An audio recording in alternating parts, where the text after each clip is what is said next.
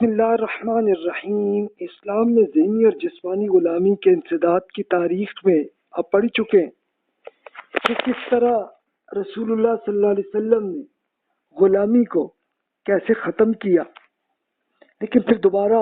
یہ غلامی شروع ہوئی اور یہ سلسلہ جاری رہا۔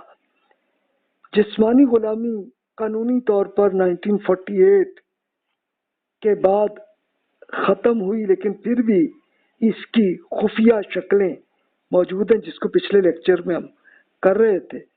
تو آج ہمارا ٹاپک ہے کہ نفسیاتی غلامی جیسی موجود ہے اور اس کی شکل کیا ہے۔ یہ 19 چیپٹر ہے اور اس کے ساتھ ہی پھر ہم دیکھیں گے کہ اس کا حل کیا ہے،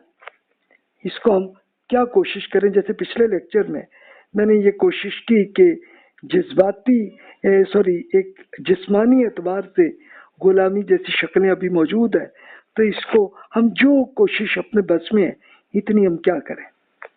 اب ہم اگلے نفسیاتی غلامی پہ آتے ہیں کہ جناب ابھی کیا شکل ہے اس کی۔ تو پہلے ہم دیکھتے ہیں کہ فکری غلام بنائے جانے کا کیا پروسیجر ہے کہ جو ہمارے ہاں موجود ہوتا ہے۔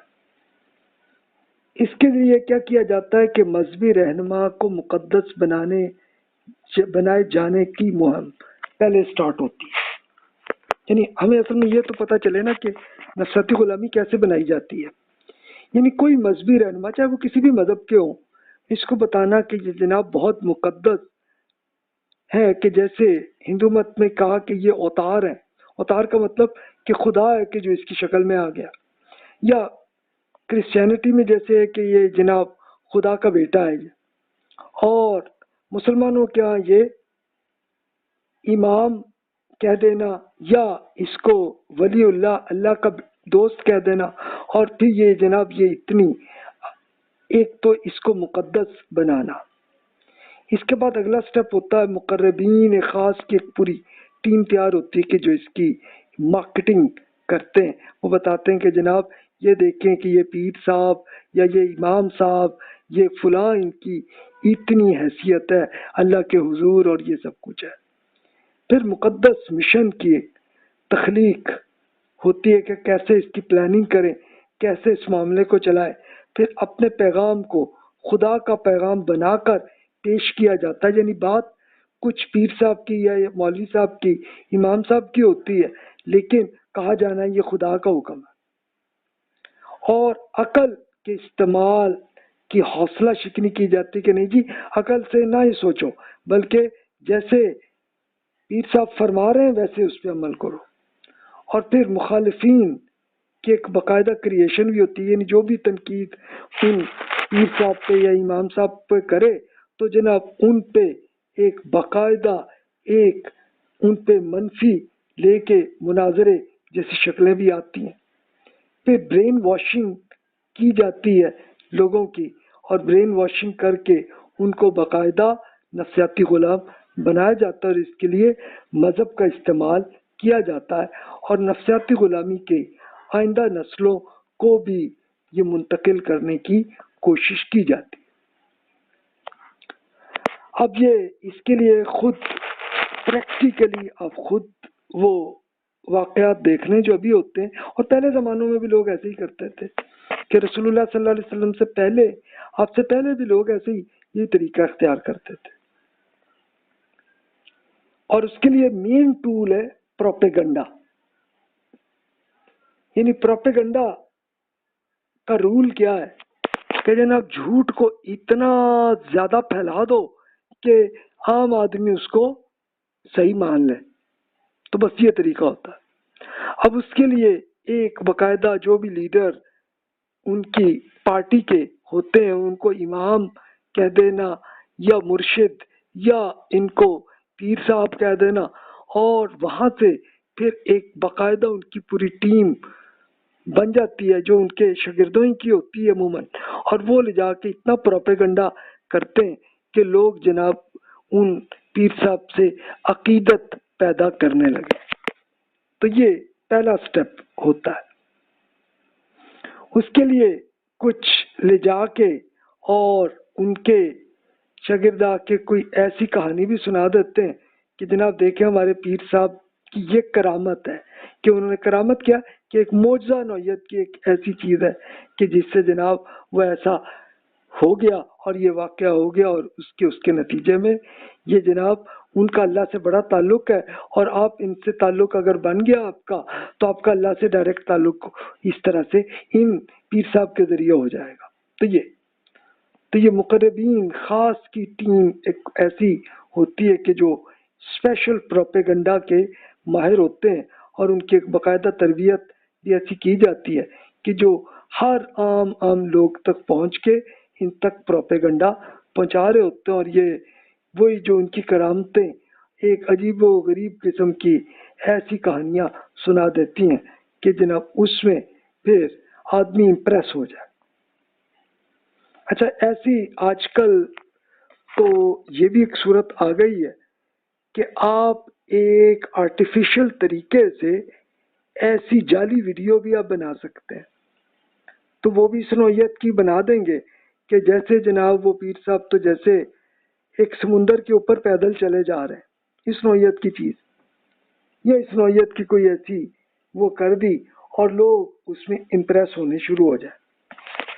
फिर मजहबी रहनुमाओं का ज़ाहिरी मिशन और खुफिया एजेंडा उनके अंदर होता है जो आम आदमियों को नहीं बताया जाता।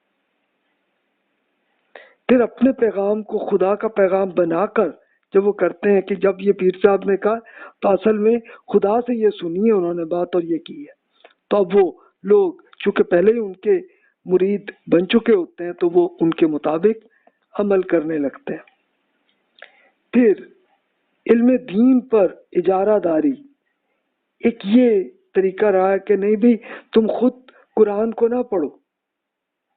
पढ़ना है इसका तर्जुमा तो तुम फुला साहब का ही तर्जुमा पढ़े, कोई और ना पढ़ना वरना तुम गुमराह हो जाओ। और ऐसे ही हदीस के मामले में भी यही कहा जाता है कि जनाब बस हमारे इसी ये जो फिरके के जो भी बड़े आलिम हैं बस उन्हीं की किताब पढ़ना, कोई और ना पढ़ना। तो जनाब इस तरह से एक प्रोपेगेंडा को इस तरह से वो ऐसे पेश करते हैं। इसके लिए एक स्कॉलर, इंडिया के स्कॉलर अकबर शाह खान नजीबाबादी साहब ने अपनी बुक मयार अल उलमा में पूरी तफसील इंडिया के कल्चर की उन्होंने पेश की है, और सेम वही सिचुएशन पाकिस्तान में भी वही रही है। तो आइए मैं उनके इरशादात आपसे शेयर कर लेता हूँ। इस हकीकत से कोई शख्स इनकार नहीं कर सकता कि हज़रत सल्लल्लाहु अलैहि वसल्लम ने इरशाद इलाही यानी बलग मा अनज़ला इलैक की तामील में तबलीग इस्लाम और तबलीग हक को हरगिज़ मखसूस हलकों तक ही महदूद नहीं रखा, और अदना से अदना काबिलियत के लोगों पर भी तालीम इस्लाम का दरवाज़ा इसी तरह खुला रहा जैसा कि आला से आला काबिलियत के लोगों पर खुला हुआ है। इस्लाम ने हकीकी मुसावात कायम करके सबके लिए यकसा तकर्रुब इलाही के रास्ते खोल दिए, यानी जो भी अल्लाह से डायरेक्ट ताल्लुक कायम करना चाहे कर सकता है। बनी इसराइल ने अपने आप को दूसरी अक़वाम से निस्बी तौर पर भी बरतर और बेहतर करार दिया, जबकि हिंदुस्तान में ब्राह्मणों ने मजहब को अपनी मलकियत बनाकर दूसरे अक़वाम को इबादत और आमाल मजहबी में अपना दस्ते नगर और महकूम रखने का निहायत ज़बरदस्त इंतज़ाम किया। हिंदुस्तान के मुसलमान जो अपनी बहुत सी बातों में हिंदुस्तान और हिंदुओं का असर कबूल कर चुके, तो वह असर मजलिसों, मेलों, शादी गमी की तकरीबों में बहुत नुमायां तौर पर नजर आता है। नफ्स परस्त आइमा मसाजिद यानी मस्जिद के इमाम और ज़र तलब मालमीन मुकातिब यानी जो भी लेक्चर्स और वो लिखते हैं, तो वो हिंदुस्तान की ब्राह्मणों की बहुत सी बातों की एक कॉपी करके कर रहे होते हैं। अच्छा, उसके लिए अब आप प्रैक्टिकली आप खुद देख लीजिए। मिसाल के तौर पर इंडिया में हिंदू हजरात के यहाँ कोई शादी होनी है, तो वो शादी कोई عام آدمی نہیں کر سکتا، بلکہ اس کے لیے مندر تک جانا پڑتا ہے، اور مندر کے جو پنڈت ہوں گے تو وہ پنڈت صاحب ہی وہ شادی کرواتے ہیں، تو تب جا کے شادی ہوتی ہے، اور اس کے لیے ایک اچھی بڑی رقم اس صاحب جو بھی پنڈت صاحب ہیں ان کو مل جاتے ہیں۔ تو سیم مسلمانوں کے یہاں بھی دیکھیں تو سیم وہی کلچر ہے، یعنی